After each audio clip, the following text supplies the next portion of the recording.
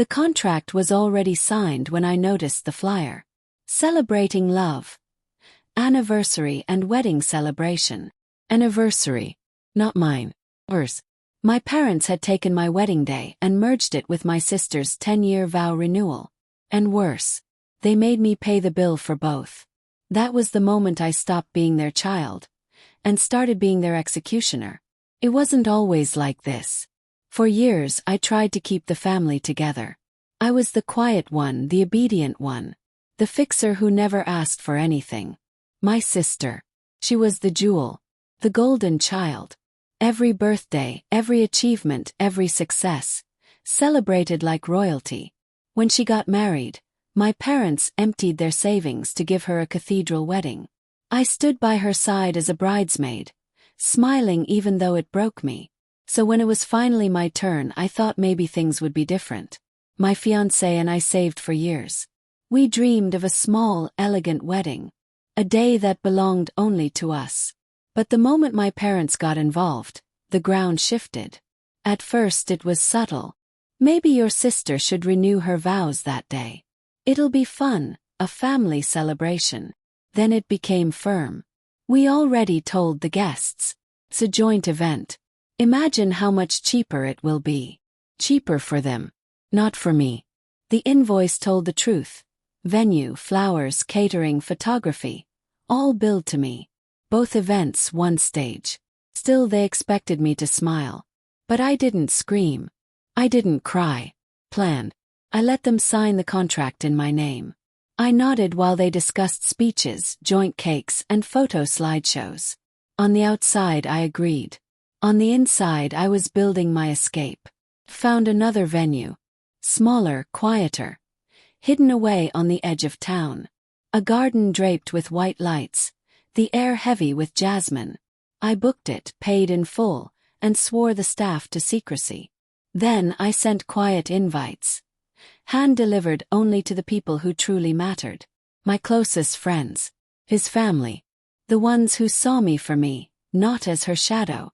The ceremony was set for noon. Hours before their joint celebration. That day, I walked down an aisle lined with roses, not expectations. My fiancé's eyes brimmed with tears. For the first time the world felt honest. We spoke our vows under sunlight. We kissed under the weight of our own promises. And when applause broke out, it was for us. Yes. No sister. No parents. No theft. My wedding was mine. By evening I slipped into their theater. The ballroom sparkled with chandeliers, but the air was suffocating. My parents smiled, ready for me to take the stage with my sister, ready to pretend her anniversary was equal to my vows. I didn't move. I stayed in the crowd, champagne in hand, and watched. The slideshow started. Her wedding photos, her children, her vacations. Guests applauded politely. Then the DJ announced.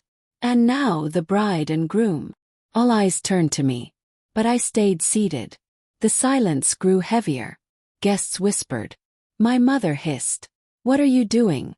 Get up there. I met her eyes and finally said the words I'd held in for years. I already had my wedding today. You weren't invited. Her face drained of color. My father's jaw clenched. My sister's smile cracked into fury. The whispers in the crowd spread like fire. Wait, she already got married. When? Where? I raised my glass slowly. This isn't my wedding. This is her anniversary party. I'm just a guest. And just like that, their plan collapsed in front of everyone. Every smug assumption, every manipulation laid bare. My sister stormed off. My mother begged for explanations. My father said nothing. His silence louder than any scream. I left them there. Left them to their empty stage. Their hollow celebration. Now when I look at my wedding photos I see joy. Real joy. Not something staged or stolen. Just us, untouched by their control. They don't speak of that night anymore. The silence is their punishment. And the memory of freedom. That's mine. Do I regret it? No. I regret the years I let them script my life. The years I stayed quiet. The years I believed obedience would be rewarded. But that night, when I married the man I love in secret and left them drowning in their shame, that was the night I finally became free.